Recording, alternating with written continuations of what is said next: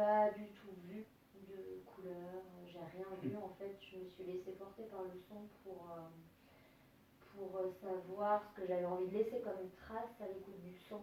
Et je me suis rendu compte que vraiment il y a ça faisait un peu comme une chorégraphie. Ça faisait, chaque son m'amenait à un mouvement.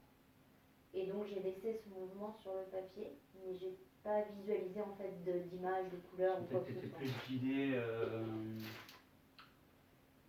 que t'étais guidé, ouais, c'était vraiment l'intuition qui te portait là, ou plus guidé limite en automatique. Bah, un peu des deux parce que j'ai senti que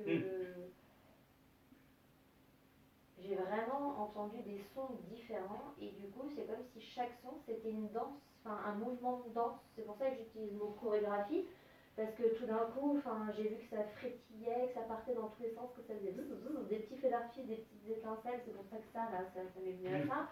À un autre moment j'ai vu plutôt une spirale, j'ai vu plutôt ça c'était la communication en fait avec je savais ce que ça voulait dire en fait, j'avais le mouvement, mais chaque... ce que ça voulait dire. Oui, ça c'est la communication en fait, le orange là, des petits c'est comme quand on communique et que ça fait en même temps les battements du cœur aussi, donc ça fait ce symbole là, mais ça pour moi c'est la communication avec les autres planètes, avec les autres mondes, enfin voilà, je sais pas, c'est comme ça que c'est venu. Donc je savais là où je devais le placer, je savais pas quelle couleur c'était, mais je savais comment l'agencer en fait sur ma feuille. C'est pour ça que j'avais besoin de toucher où était ma feuille. C'est normal.